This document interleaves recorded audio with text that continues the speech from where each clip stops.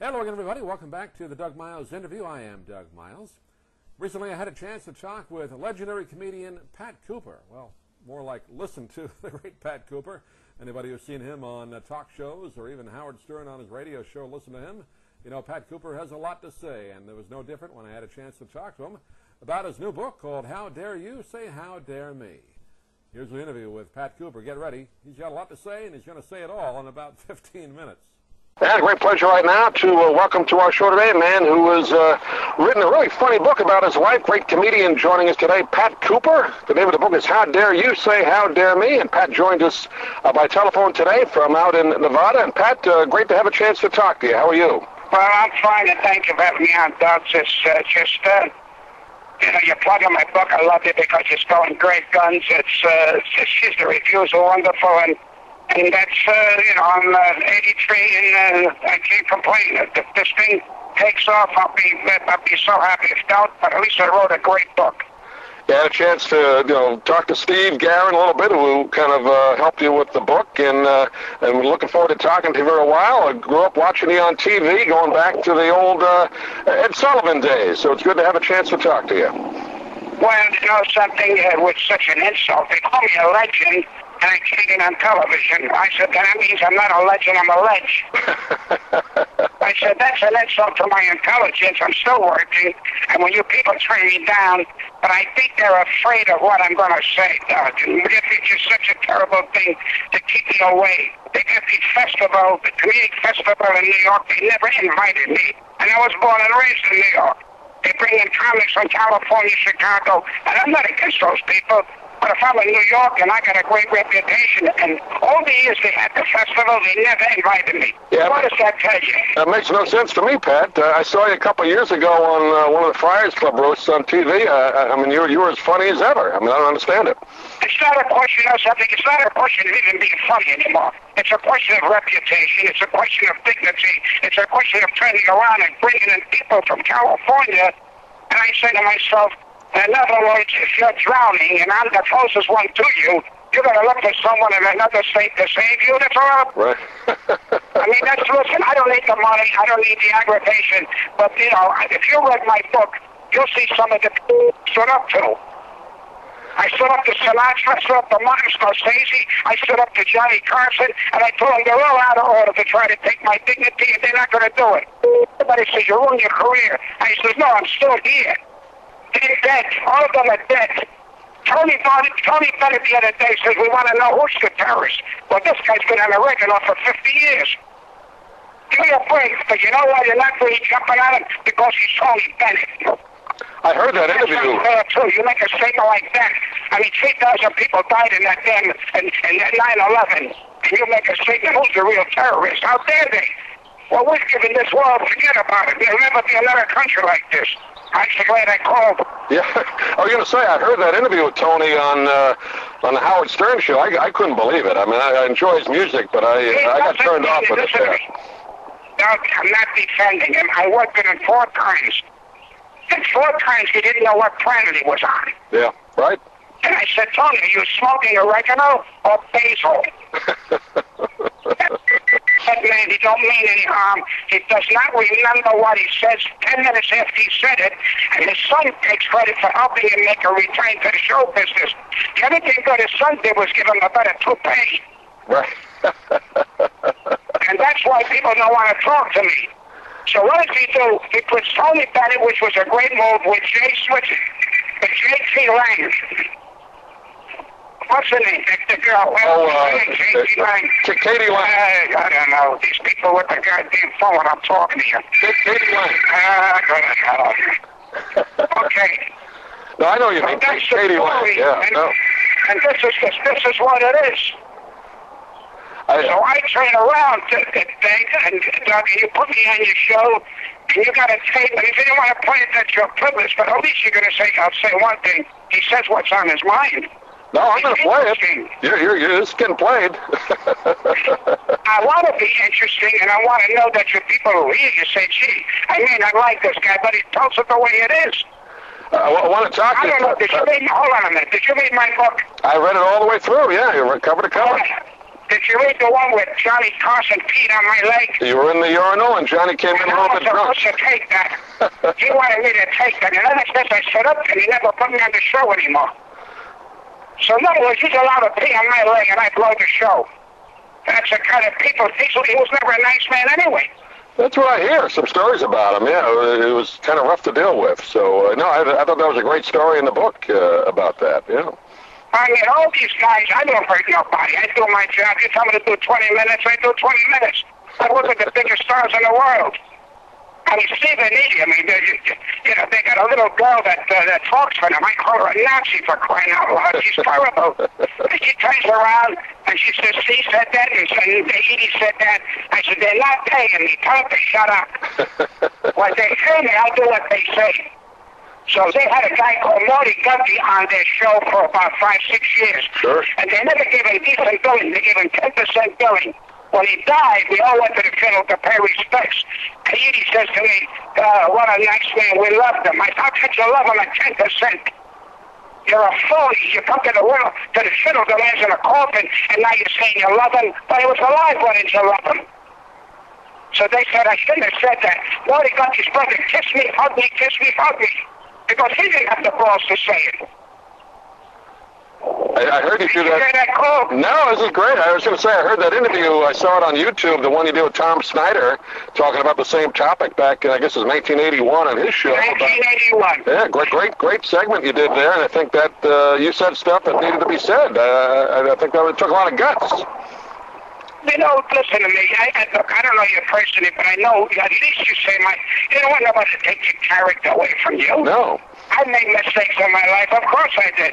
But I talk about my mistakes because I wish I didn't make them, but unfortunately that's the situation. I became a better person than I never thought I'd become. I'm a good person. I made mistakes. But these people make mistakes. Here's a guy called Vic from Philadelphia. He throws the football, right? He kills dogs, and they give him $100 million contract to throw the football. I'd like to show Vic. That's what they should do. They should say, you're not allowed to play in the NBA, whatever, the National Football League. You're a disgrace. How dare you get $100 million? Who the hell do you think you are? We got kids can't get a job coming out of college. When does the American people say this is not right, it's wrong? How do you punish this guy? You don't put him in jail. You turn around and you say, you're not going to play football. Go get a job somewhere else. You ought to be ashamed of yourself. You ought to be to have animals killing each other. What kind of an animal are you? But nobody stands up to that, and that kills me. I tell my grandkids, do the right thing. Always do the right thing. Whether it's bad or good, make sure it's right. Did you get that call? Yeah, no, I agree with you. I mean, I don't think people. I think people today are too afraid to say anything. I mean, that's the problem. It's gone the other way. Well, look what's happening in Washington. Look what's happening in New York. A lot of these kids are around marijuana smokers, so it makes it look bad. But they got the right thing is to start marching and say, you can't do this. We come out of college, we can't get a job. What the hell is this? Why has China got all our jobs? Why has all the Spanish countries got all our jobs? It's terrible. We got nothing against China or the Spanish people. But take care of home. Then whatever left over, that's what you give to the world.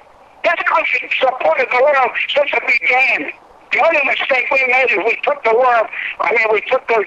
country away from the Indians. That was our big mistake. If I was president, I'd give the country back to the Indians. You know, some they have common sense. We don't have common sense anymore. Every day you pick up the paper, a guy called Madoff lost $75 billion. I'd have made him president. He made a career $75 billion. He's my president.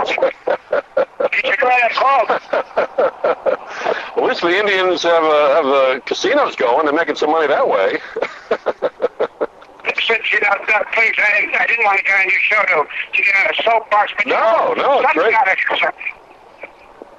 I want to ask you. It's got to happen. No, I agree with you, Pat. I just want to ask you a couple of stories in the book. You talk about getting started on the Jackie Gleason show, one of my favorite shows growing up as a kid. That was your first big national TV break, wasn't it, Pat? I had a great manager that I thought didn't like me, and I made the mistake, and I put it in the book, and said I was wrong. Why should I do that? He was a nice man. Why did I think he didn't like me? Because I was wrong. And to be wrong is a man to say I'm wrong. And I wish he was alive because I already told him 10 times, but I wish he was alive to get it again so I could hug him and say, I really hurt you. I didn't mean to. And he never hurt me, but he never said he was angry at me. So it takes a man to stand up and be counted. Yeah, no, I agree. Well, Pat, I know you still live out in the Las Vegas area. Do you make your way down to Florida at all to do some shows? Love to see you down there. I lost my wife 7 years ago. I sold everything I had in Vegas. I live in New York and in Florida. Okay. And I'm 83 years old, and I thank God I'm breathing. And here's what I do. People say, you look good for 83. I said, I would be 40. You look old. And here's what I do. After I take my nap, I go to sleep. That's what you do to keep yourself healthy, because when your body talks to you, you got to listen. That's My right. father told me, your body controls you. And don't you think anybody in the doctors and all that crap. You got to eat the food of your culture. The food of your culture. I'm an Italian. My father never took me for a taco. My father said, would you give a horse a steak sandwich? I said, no. He said, you're Italian. You got to eat lasagna, macaroni. That's what you got to eat. Because your acidity can't eat up the tacos and can't eat up the Chinese food. And he's right. He was, yeah. He lived a good life, and it's the tomato sauce. That's what does it. Something in the tomato sauce. Hey, listen to me. The national flower of the Italian people is the tomato. That's right. Remember, before John Gotti died, he says, can I get a dish of macaroni from my wife? And they told him no. Here's a guy that had macaroni all his life, never appreciated until he was behind bars. Yeah. Because he took the macaroni for granted. Now they're going to make another movie about this guy. What's going on with our country? Who the hell wants to read about John Gotti anymore? It's enough. Yeah. You can't say it to why. He's going to shoot me? I'm 83. Let him shoot me, this idiots. He's a disgrace to the Italian people. And he's a disgrace to John Travolta's and Joe Pesci's and all these guys who make these movies. They're hungry, and they're all millionaires. Did you hear that call? Yeah, I am. Well, Pat, where do you live? On the other side of the state? You got to come over and see us over here in Sarasota sometime. Well, I'm hoping to work in that area. I got your number, I promise. If I do, I will call you. In case I don't be mad. You get in touch with my manager. He'll tell you where I'm at. I will. Yeah, check your website out. I know you work with a friend of mine, Dina Martin. She comes down this area quite a bit, so hopefully... I love Dina Martin. Yeah. I love Dina Martin. She's a lovely lady. Her father was one of the best entertainers of all time. Sure. And he's a man that died alone, practically, because he was not a well man.